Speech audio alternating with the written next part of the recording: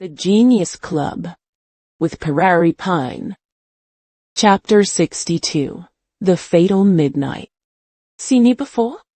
Alex felt a surge of surprise, his eyebrows lifting slightly as he stared at Sophia in confusion. Logically speaking, there should have been no overlap at all in their life paths. Their worlds should have ever crossed. Even though they had both studied at EC University, Alex had graduated in July this year, while Sophia had only enrolled in September. Their timelines had missed each other perfectly, like two ships passing in the night, never having the chance to meet before tonight. Before today, the closest they had ever been to each other was probably the distance between the rostrum and the playground wall during the military training opening ceremony. He on one side, her on the other, never even exchanging a single glance. Alex racked his brain, trying to recall any possible encounter, but he couldn't think of a single place where he might have met Sophia before. She was a freshman. He was a recent graduate, and their paths had never intertwined in any way. "Have we met before?" Alex asked, his voice laced with genuine confusion as he leaned slightly forward, his eyes fixed on Sophia's face, hoping to find some clue in her expression. Where could that have been? "It wasn't in real life, actually," Sophia replied with a soft, playful smile, her eyes twinkling with amusement as she shook her head slightly. "During our dance stage classes, our teacher often shows us videos of performances by senior sisters from previous years, recordings from various school anniversary galas over the years. Before each performance starts, there's a host announcing the program, and there's one male host who appears quite often. The moment I saw you earlier, I thought you looked familiar, and your voice sounded familiar, too. It wasn't until just now that I realized that male host was you. It wasn't until just now that I realized." "Senior Alex, when you were in school, did you often host various school anniversary events?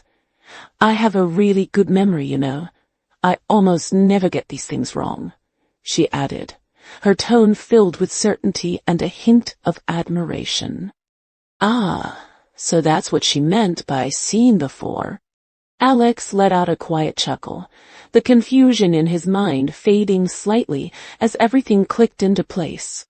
It wasn't a real-life encounter, but a memory from old event videos, something he had long forgotten. "Yes, that must have been me," Alex replied with a warm smile, his tone softening as he thought back to his university days. "During my 4 years at EC University, I did often host various campus events. I was lucky enough to be fostered by the teachers back then, who gave me countless opportunities to practice and improve myself." "You're too modest, senior," Sophia exclaimed, her eyes lighting up with excitement. Now that the ice had been broken, the two of them fell into an easy, natural conversation, chatting away as if they had known each other for years. They talked about the university campus, their favorite teachers, funny campus anecdotes, and even some harmless gossip about their peers.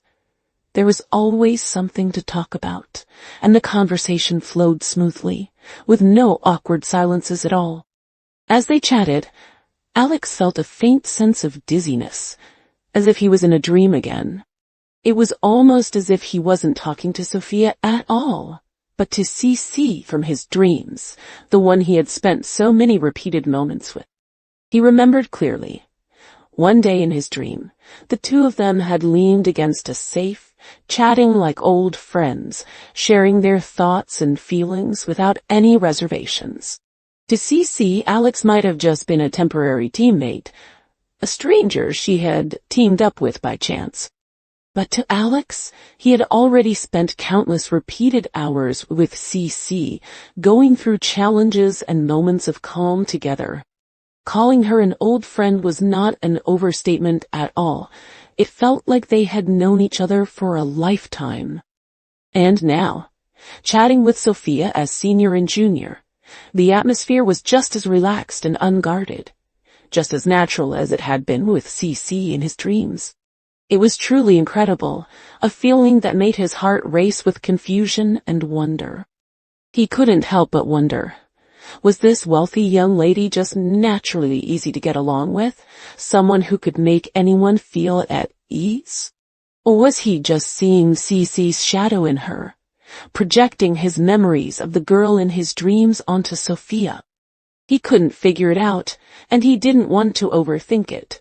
All he knew was that talking to her felt comfortable, like chatting with an old friend, and that was enough for now. That was, until Alex accidentally looked up and caught sight of Emma out of the corner of his eye. She was watching the two of them with a warm, motherly gaze, a faint, teasing smile playing on her lips. The kind of smile that made Alex's cheeks flush with embarrassment. Quickly, Alex pressed down the corners of his mouth, forcing his smile to fade, as he glanced around awkwardly, desperate to change the subject and escape Emma's teasing gaze. His eyes soon fell on the Rhine cat plush toys placed around the hall, and he seized the opportunity. "There are a lot of Rhine cat plush toys over there, Sophia. Would you like to pick some to take home with you?" he asked, his voice slightly rushed, eager to steer the conversation away from their earlier chat. "Really? Can I?" Sophia's face lit up with excitement, her eyes sparkling as she looked around at the various sizes and styles of Rhine cat plush toys scattered around the hall. "I see there are many styles that haven't been released yet. They're so cute." "Of course you can," Alex replied with a relieved smile, glad that the subject had shifted. Just then, Emma walked over, her teasing smile still intact as she joined in. "Sophia, take a look at which ones you like," Emma said warmly, patting Sophia's shoulder gently. "I'll have someone send them to your car later. No need to worry about carrying them."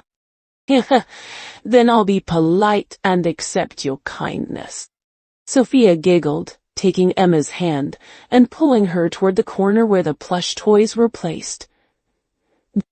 "I've always loved the Rhine cat, but there's one style I've never been able to get my hands on from the first 7 limited edition styles." Alex watched as the two women walked away, their voices fading into the background, and let out a long, silent sigh of relief. He felt the tension in his shoulders melt away, grateful to be free from Emma's teasing gaze at last. He turned his attention to the other side of the hall, where Ethan and Derek were still chatting animatedly, their laughter echoing through the room as they clinked glasses and shared stories. They seemed to be thoroughly enjoying each other's company, lost in their conversation. "I guess I'm not needed here anymore," Alex muttered to himself, shaking his head with a small smile. He had no desire to interrupt their chat, so he decided to leave them to it and go find Ryan, who was no doubt still stuffing his face with delicious food at the buffet. Derek and Sophia didn't stay much longer after that. Sophia was invited by Emma to join the lottery segment of the banquet, and she was lucky enough to win a large limited edition Rhine cat plush toy. After that, she and Derek said their goodbyes to everyone and left the banquet hall. Once Derek and Sophia had left, the banquet moved on to its next phase. The guests stopped wandering around and sat down at their tables, eating delicious food and watching the stage performances, all waiting eagerly for the countdown to the new year. As the midnight bell rang out, and the crowd counted down in unison, 3, 2, 1, 2022 came to an end, and a new year began. The hall erupted in cheers and applause, with everyone raising their glasses to celebrate the arrival of 2023. "A new year, a new beginning," Professor Hughes said, raising his wine glass high, his eyes filled with hope and joy. "I wish everyone a successful 2023, with all your wishes coming true and smooth sailing ahead." The people around him raised their glasses in return, clinking them together and exchanging New Year greetings, their voices filled with warmth and optimism for the year ahead. After chatting casually for a while longer, Ethan decided to leave early. "You young people have more energy. You continue to enjoy yourselves," he said with a gentle smile, patting Alex's shoulder. "I'm an old man now, so I'll head back to rest. I don't want to keep you from having fun." He didn't want to disturb the others' fun, so instead of leaving through the main hall, he planned to slip away quietly through the back door of the venue, which led to a quiet side road with no traffic, making it easy to hail a taxi. "Professor, let us arrange a car to take you home." "Please don't leave yet," Alex insisted, trying to stop him, but the professor shook his head firmly, determined not to trouble them any further. "I'm fine, Alex. Look, there's a taxi right there," he said, pointing to a taxi parked by the side of the road. "I'll just take that. It's much more convenient than you sending me back. There's no need to go to all that trouble." Ethan patted Alex's shoulder again, urging him to go back inside and not to stand outside in the snow. "Go back, Alex. Don't worry about me. I had a wonderful time tonight, truly." "Happy New Year, Alex. May we both get better and better in the coming year," he added, his voice warm and sincere. Alex saw that he couldn't persuade the professor to stay, so he reluctantly gave up, forcing a smile. "Thank you, Professor. Happy New Year to you too. I wish you smooth sailing and all your dreams come true. Please be careful on the way. Take your time," he added, his tone filled with concern as he watched the professor walk toward the taxi. Ethan waved his hand in response, then walked over to the taxi parked by the side of the road. He tried to open the front door, but wouldn't budge. He then walked around to the back door and tried that too, but it was also stuck. Just then, the window of the passenger seat rolled down, and the taxi driver called out, "The doors on the right are broken. You can get in from the left side." Ethan didn't think much of it. Taxis often had small mechanical issues, after all. He nodded in thanks and walked around the back of the taxi, heading toward the left side of the road to get in from the passenger seat. Tap, tap, tap, tap, tap. The sound of high heels hitting the ground echoed behind them as Emma ran out, holding a few gift bags in her hands. She had hurried to get the New Year gifts she had prepared for Ethan, only to find him about to leave. "Professor Hughes, did you really insist on taking a taxi?" she asked, her voice slightly breathless as she walked up to Alex, a look of helplessness on her face. She had hoped to send the professor home herself, but it seemed he had made up his mind. Alex sighed softly, nodding his head. "Yeah, he's really stubborn. It's already this late." He trailed off, his words fading as he instinctively raised his left wrist to check his watch. 12:42. The numbers on the watch face stared back at him, and Alex froze for a split second, a strange feeling washing over him, like a premonition of something terrible about to happen. Boom! A deafening roar and the sound of metal crashing against flesh echoed from the front.